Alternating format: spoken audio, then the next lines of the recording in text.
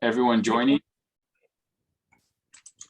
Thanks for joining us for our second WASH Canada talks.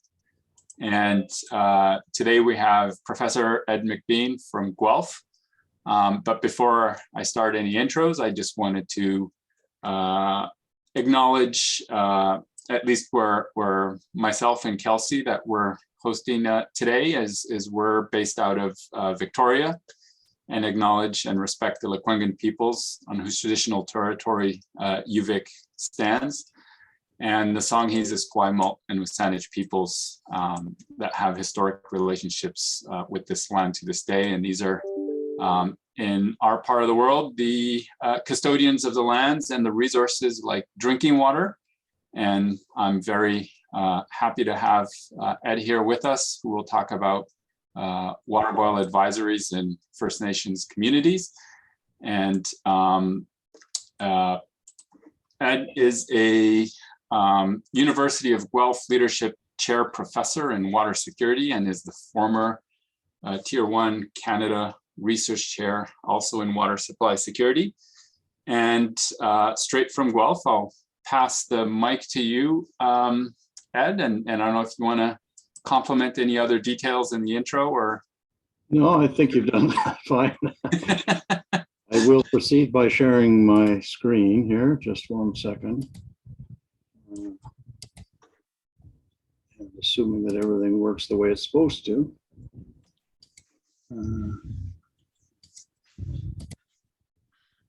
There, does that now show up? It does. Perfect. Okay. Super. Okay, well, greetings, everybody. I'm not sure where you're all located, but regardless, what I'm going to talk about is drinking water advisories in Canadian First Nations reservations and insights in particular into contributing dimensions. So obviously a very complicated problem, and I'll try to cover a fair amount of terrain in roughly 30 minutes, but yell at me if I take too long. There we are. What we're trying to do is how do we make First Nations water systems less vulnerable? And that's one of our objectives. And I have to thank a whole lot of things, not the least of which is RBC, the Blue Water Program, Réseau, which I was a member of for about, I'm not sure, but 10 years approximately, NSERC, and the University of Guelph, and so on. So lots of effort over time period. And one of the things you'll find in the presentation is that I do have to skip around because the data are not nicely coordinated that one can actually have them very readily. So there will be a bit of switching because the data are not always available in the form you'd like to join them all together. But regardless, I also have to acknowledge the people that have actually done the hard work: Rachel Marshall, Terry Black, Yvonne Post, Dustin Brown, Tegan Preston, Emma Thompson, all of whom were grad students at various times over the last 6 or 7 years. Elliot Corson Pine was a First Nations individual and helped me a lot. And then many undergraduate students helped to do some of the running around. So by all means, to acknowledge that they did the hard work. The presentation itself, the first one will be overview of drinking water advisories just in First Nations communities, give a sense of what it is. We then use data mining to identify variables associated with DWAs. So that's basically the most important part of what I'll be talking about. Using particular data mining technology, and then something about water safety plans as opposed to source water protection. And if it's not apparent what the difference is, I will be explaining it regardless. And then I threw this one in because enhancing participation of youth has been one of the things that I've found to be most rewarding in a way, because there's a real awareness gain, and so that's really favorable. I wanted to at least mention some of the things that we've done, and then potential for approaching goal of zero drinking water advisories, and finally conclusions. So the first thing is most of my work, in fact virtually all of it, has been associated with First Nations. So assuming my cursor now shows up there, these are where the First Nations communities are that have had troubles, difficulties over the last decade. Lots out in BC, as we'll see, quite a few in Ontario, and so on. And I won't dwell on all that detail, but you get a sense of the remoteness of some of them is very substantial, very important in terms of the difficulties they've had. More specifically, I'll talk about Ontario. So these are the ones that actually had drinking water advisories under a drinking water, well, or previously, I guess, and over the period 2006 to 2011. So it's more historical than I would prefer, but it's what I have. And clearly Toronto, Guelph, Waterloo, etc., we're all down here where most of the people are. You can get a sense very rapidly of the degree to which they are quite remote. And that's very important, as we'll see. Okay, so the types of issues, first of all, there's, I believe, 857 First Nations communities in Canada. And many of them have multiple water treatment systems. So it gets very difficult to keep track of things. And in particular, Lytton, BC, has 8 systems for water treatment. And some of them are so small, they only have two houses themselves. Now, I must confess, I'm not sure of the situation given the horrific fire they had last summer, but regardless, what I've been to this particular community a number of times. And, so I know it's a little bit in terms of by virtue of my own experience. In Ottawa, we've got 76 drinking water advisories in effect in 42 First Nation communities, and 60 of these advisories are areas north of Sudbury. So if you know Ontario, clearly the majority of the challenges are in the ones that are in the north. Much more difficult to provide technical assistance, much more difficult to actually visit. And some of them you can only fly in the summer and truck things in the winter, so lots of issues associated with remoteness. 65% of those communities experienced a drinking water advisory between 2004 and 2014. So lots.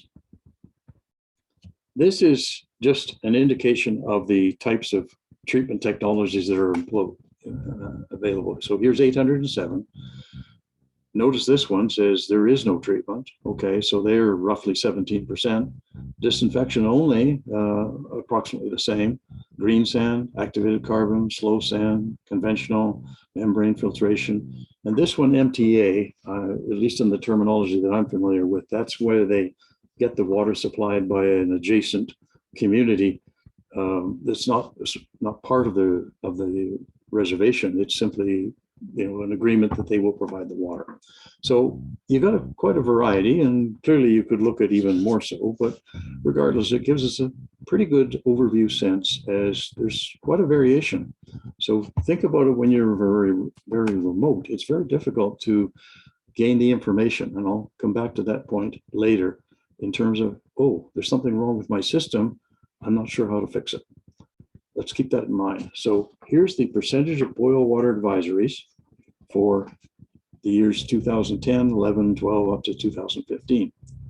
You can see roughly between 5 and 8 were E. coli driven, microbiological and turbidity, 28, 18, and so on. Many of them are equipment and process related. So some of these are DWAs that they knew were going to happen because they needed to undertake maintenance. So that's some of the issue, but let's not dwell on it too much. But clearly, E. coli, microbiome, and turbidity, important by all means, but not the biggest one. Biggest ones are equipment and process. So in 2016, the majority of the drinking water advisories were in place for over 5 years. So you can see the number, less than 2 weeks, 1 to 3 months, 36 months, and so on.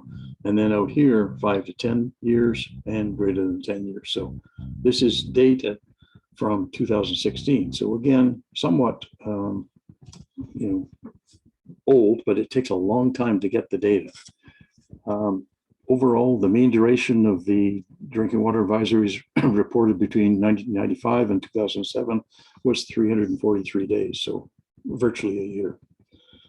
Okay, so lots of problems, lots of locations, lots of remoteness, and then the problem with very small and small systems. driven very much by resource limitations. They've got low operation maintenance costs. They have challenges with the operator. What's their training? What's the degree of effort they're willing to put out? What's their availability? You know, if there's only a single water treatment operator, who's running the system when that individual's not there? Turnover, they get a better job, more pay, so then they migrate after they get trained. That type of thing is an example of the challenge. Spare parts and delivery of chemicals, well, I referred to that in terms of remoteness, big problem. Physical proximity, they have no labs, so they got to send the samples out quickly, you know, and get the information back, etc. So lots of resource limitations. So when we look at vulnerability, well, complex water management issues, it's a problem to continue to maintain awareness. Rural, they're remote, limited access, insufficient infrastructure, old septic tanks that perhaps drain into areas where they don't want them, solid waste dumps, and so on. And they're constantly in a state of crisis. Frequent power outages, many of them, and I can't speak so much for British Columbia, but they are in Ontario and Alberta and Saskatchewan. They are at the end of the electrical distribution system. And hence, when power goes down, it's not the rate that we would encounter in, you know, Vancouver, Victoria, or Guelph, or whatever. They've got failing infrastructure. They got a high turnover rate of technical staff, understaffed, budget conflicts, and so on. So what we did was then say, okay, how can we understand the data? Will data mining evaluation help us? The students were very energetic. They identified about 1,700 boil water advisories that we could investigate and hence use that for data mining. So will they occur? Yes or no? If the DWA does occur, what variables are associated? In other words, for how long, what's the duration, and what's the cause? And the number of variables being considered, etc. What we used was RapidMiner. It's an analytical tool. It looks for segment of the data into different groups to maximize the, the understanding of what are the causative variables related. And clearly going to go through this fairly quickly, but we're looking for occurrence. When did they occur? Frequency. Did they occur more than once in a same system? And how long did they last? So it's looking at a classification model that predicts the value of the target attribute based on input attributes. So the data that's associated with it. So we spent a lot of time trying to assemble this data. The examples of the variables, well, source water type. Is it a surface water source? Is it a groundwater source? Or is it GUDI, or groundwater under direct influence? How old is it, the treatment system? What's the population of the community? When they're bigger, they can afford more. They've got multiple operators. The degree of remoteness, and there's different ways to characterize that, but we used a methodology to characterize remoteness. Types of water treatment system, disinfection only, coagulation, flocculation, sedimentation, low pressure membranes, ultrafiltration, and by all means, I didn't put them all down here, but regardless, those are just examples. Then what was the class of certification of the operator? How much training had they actually undergone? And do they have a secondary operator and class of certification of that individual? What's the characteristics of the water distribution system? What's the electrical supply mechanism? And so on. And as a summary, this is what it looks like. This is the population served from various drinking water systems in Ontario now. So the first group is the small population, 0 to 250. Second group is 250 to 1,000. And the third is greater than 1,000 people served. So in other words, small, medium, and large. This is the number of systems. So groundwater, GUDI, groundwater under direct influence, and surface water. So there were 13 here, 3 here, and 22, and so on. You can see the magnitudes. The last line is the important one in terms of trying to understand, okay, where are the percent with a drinking water advisory? Well, 45% of these were from surface water. 50% of the Goody wells for the mid-size, 49% of the surface water. Sorry, 49 total. 1,000 people served and so on. So at least where the majority of the DWAs are, they were under surface water and Goody systems. A fairly big one over here as well, but regardless, an indication of, okay, where the heck are these things happening? And here's the main predictive attributes. These are what was generated by the data mining system. So occurrence, in other words, how much did they obtain one? One was province, one's first operator treatment certified, treatment class, and source water. If we look at duration, how long were they?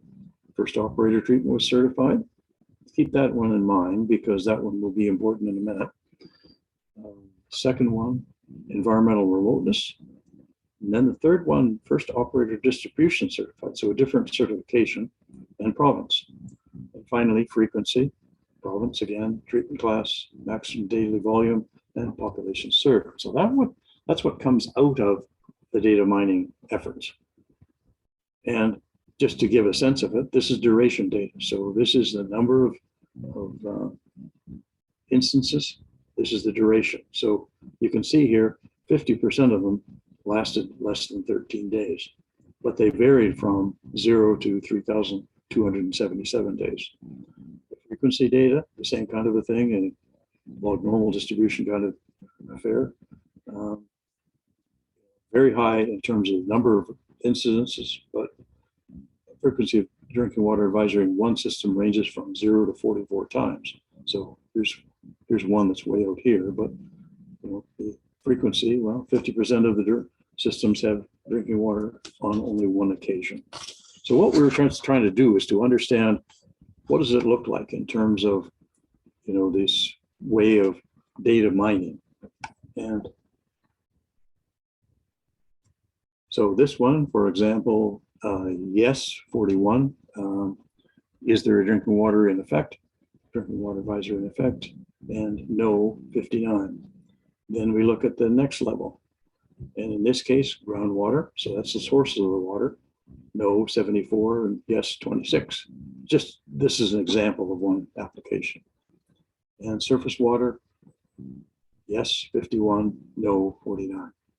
Okay, so what it tells us is something, okay, what are the most important attributes by which we found that there were drinking water advisories? It didn't mean that they caused it, but they are associated, and that's important. In other words, a good treatment operator can help to forego these and or make them shorter, and that's one of the emphases that I'd like to leave you with today. So here's the, the key findings. Trends in occurrence and frequency vary by province. So the provinces are along here, BC, Alberta, Saskatchewan, etc. The distribution properties include pipe length, maximum daily volume, population served, and so on. And the number of systems is the magnitude here. So roughly 290 in British Columbia, 60, 75, I suppose, in Alberta, and Ontario, 152 or so, something of that order. No means they didn't have a drinking water advisory, and yes means they did. So in BC, perhaps 40% had a drinking water advisory. In Ontario, it's not as many communities, not as many reservations, but clearly quite a few, keep losing my cursor, quite a few have had drinking water advisories, and in terms of percentages, Alberta, Saskatchewan, and so on. So it tells us something about, okay, what are the attributes? What are the things that are causing issues for us, etc. One of the key findings is also this one, and I referred to this just a minute ago, but this is the implications of operator training. So here's the number of drinking water events, and here's a series of 5 different classifications for the operator. No operator, operator not required, not certified, not required level, and fully certified. Okay, so we've got 5 different classes of primary operator treatment certification. Then we look at, and I'm colorblind, but I think it's light blue. And this one, the red one, which I can see, is greater than 2 weeks. So let's look at this one over here. What we found, and this was consistent, if you've got a well-trained operator, they may still get boil water advisories, but they don't last as long. So that was one of the key takeaways to inform INAC that training of the operators is really, really important. You know, there's the characteristics here, not certified, well, you get quite a few red ones. And similarly here for a not required level, meaning they have not been trained to the extent that they could be or should be. Okay, so we got low operation maintenance, we've got challenge with the operator, we've got spare parts or delivery, we've got physical proximity. You know, they have to send out the materials, the samples to the laboratory. So what are the examples of the conclusion so far? Well, operator certification is a key attribute associated with the occurrence, duration, and frequency of drinking water advisories. Problems are typically resolved more quickly when operators are trained. It's not really surprising when you think about it, but it's still very important in terms of allocation of federal funding that might be used to direct the, you know, how do they handle it most effectively. Decision trees, well, it's a pretty important tool. I do a lot of AI type work, and it's a powerful tool that can be used to investigate historical trends and predict likely outcomes. So we use machine learning and artificial intelligence, and I think we'll leave it at that in terms of what we do, just keeping it reasonably brief. But there are some other things that I want to talk about. And these are not my photos. These are from a student that went to Labrador. And here they are in the community. They are obviously filling the jug with water. But this is the quality of the water they get delivered in their community in the bathtub. And here, the one on the right is obviously the one that relates to the drinking water as opposed to what comes in a bottled water. So, you know, it's not as appetizing for sure. Okay, and then just one other picture, which I thought I'd put in just to give an indication, but the water treatment system of Becanco is 20 years old. In other words, this is a situation where they do not pipe it to individual homes. They carry buckets, they fill it on this, from this technology, and through the underground pipes, it delivers water to distribution points. So in other words, that's one way to do it. Obviously, fairly rough in terms of weather, but okay. So major challenges for delivery of safe water to remote communities. Well, results demonstrate how difficult risk assessment can be. Looking to define a way to characterize risk of drinking water systems, but cannot measure. And I want to talk next about water safety plans. So that's why I'm trying to move it along quite quickly. Water safety plans can provide some background on the failure potential. And so let's talk about section 3. This is the source water protection plan versus the multi-barrier risk assessment. If you're familiar with source water protection, it was an enactment by virtue of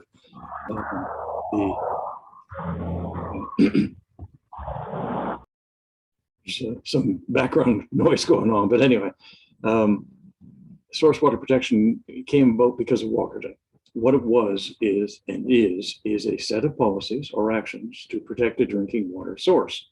Notice the last few terms or words, drinking water source, as opposed to a multi-barrier risk assessment or a water safety plan. So the second one is the direction that many people are going. Well, many regions are going, because multi-barrier refers to more than just how do you protect the drinking water source. This one actually looks at hazards from the source all the way to the consumer. The way that we see that is over on the left, we've got human and animal excreta as examples. You've got different mechanisms, and what you do is, sure, that's source water protection. So that was the first one of the group that I showed there. But there's also, what do we do for treatment? And finally, how do we distribute the water safely? Not an attempt to be overly rigorous, but it's indicative of the fact that we use multi-barriers in plans to try to protect. All right, if source water protection fails for some reason, then maybe we can still provide good quality water by virtue of the treatment. And we got to distribute it safely in the event that they have a distribution system. So, source water protection plan, they were the first of the barriers in the multi-barrier approach, and was required by the Clean Water Act and established as a result of Walkerton. Well, basically, as I've said this before, I guess I don't need to repeat it, but rural, remote, limited access to resources, insufficient infrastructure, and constantly in a state of crisis management. They get frequent power outages, higher turnover rate, they get another job, they move on, and so on. What we're doing right now is what I would call Western water management frameworks, and they are often in conflict with First Nations traditional and local relationships with water. That's what one of my PhD students is doing right now. So when you add a chemical to water, in other words, chlorine as an example, that is viewed by some communities as harmful to the living spirit of water. And we've got to figure out a better way of getting an agreement of what is acceptable by their principles, by the traditional and local relationships with water, and what is also going to be protective of this water that they have available. So this is just an aside. I think I'm getting long on time. So this is what they do, is they avoid hydrogeological studies due to cost. And I don't really agree with that, because that's important, but what we are developing then is basically what I just referred to, Western versus Indigenous knowledge systems. So here's groundwater sampling, and typically they are on the outskirts in an area, and they're on fractured bedrock so that they can get transmission through from old septic tanks. And this is what you get to do if you're in Ontario collecting data, is collect, how fast is the water moving from perhaps the areas of old septic tanks that are no longer functional. So I'm sure you're all very envious of this young lady who's hiding in a tent. Anyway, this is what we're trying to do: source, treatment, distribution, monitoring, and alarm. So I guess I'll carry on, but I'm running a little long. But anyway, what we did was we defined a hypothetical community. We called it Post Town, and surprisingly enough, one of the people that did this her name was Yvonne Post, so it became Post Town.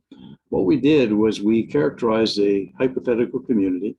We had obviously stores and so on. We had a series of people that lived in the vicinity, and we had another area which was more remote. And we described what it was like in terms of they've had problems in terms of, given this source water, that they have a problem with turbidity. So we tried to outline a hypothetical but realistic problem.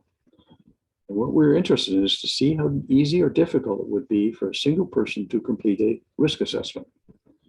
So water safety plans in Alberta have 190 questions. Well, I'll tell you, that's tough, because you get so tired of answering questions that you sort of start going through them quickly. So what we did was we sent 190 questions to 8 experts in the field, and they all had the same description. And what we were interested to see is how similar are the responses between one expert versus another.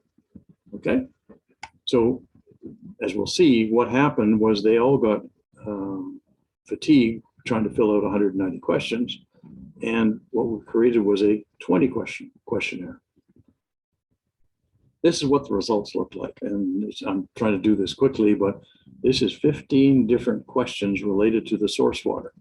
The size of the bubble implies something about the number of people, of the experts of 8 people, that actually responded that way. So little diameters means there's only one person. Big diameters mean there were a combination of people. But when you look at this, you think, okay, here's green, here's yellow, and here's red, I think. you can see that it's very hard to figure out any pattern in here. Well, one of the problems then is people that are different, and even experts will have different opinions as to what's a real risk. So lots of scatter. I found it very difficult to actually complete the questionnaire as if they were trying to do it in the real world, but in this case to Poasttown. So we got 8 responses. Bubble chart shows the 15 hazards associated with source water as an example.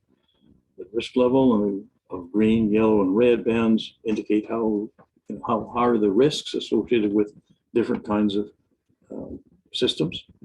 Significant variability evident that the bubbles were all over the place. And of the 96 hazards evaluated for the community, not a single one received a high score from all the 8 respondents. These are all experts that are able to judge whether there's a real risk in terms of trying to understand a water safety plan. Okay, so what we did was then come out with 20 questions. And then, depending upon if you said there's a high risk, then it would have a drop-down menu.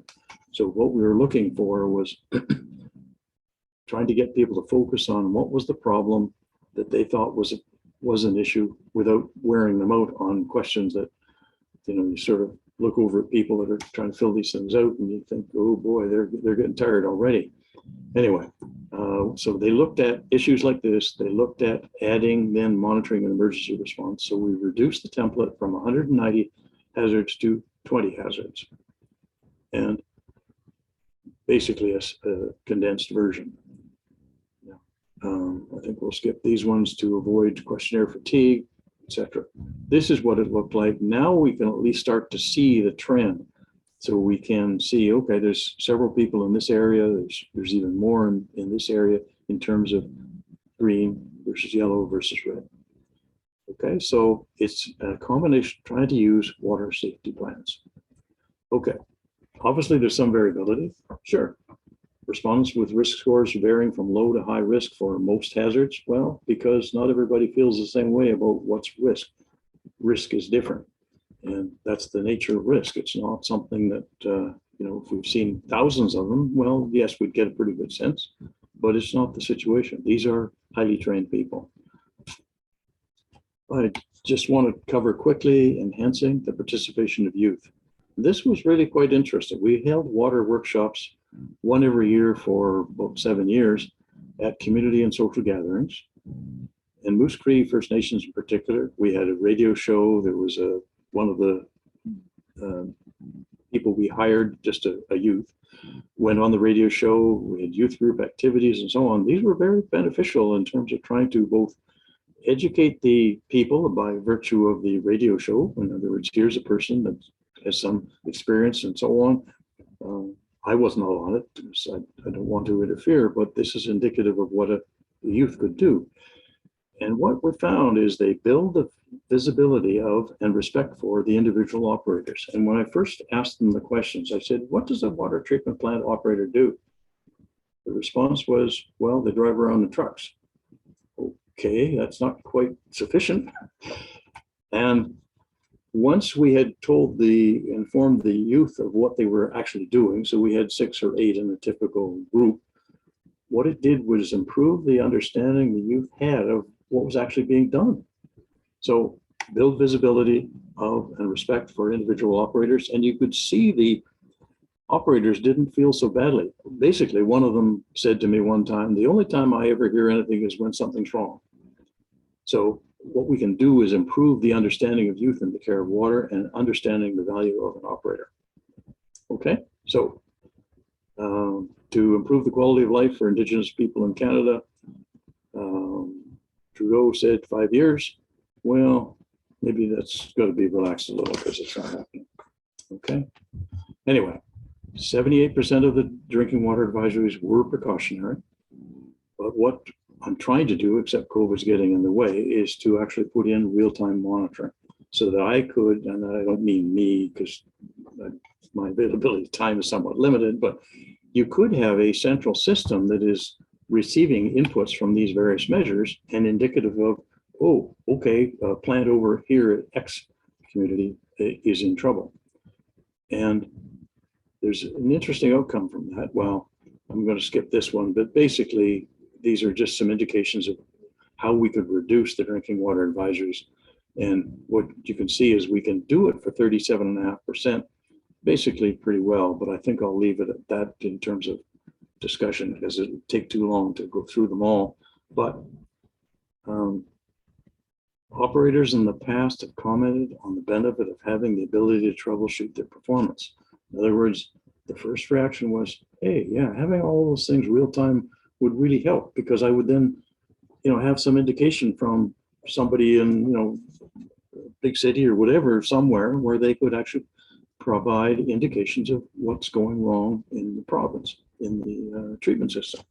But on the other hand, they're very worried about Big Brother watching and the liability. If things go awry, the operators would ask, am I going to be blamed? So their reception of it is limited. So what do we got from conclusions? Well, tried to cover a lot of terrain clearly, but we got a very high frequency of drinking water advisories still remaining in First Nations communities. Data mining, machine learning, etc. We've done some AI modeling to look to see what's the association and the impacts of change as a result of what can we learn from data mining and machine learning. What we're trying to do now is include Western science and First Nations knowledge to get more agreement on what they are willing to accept.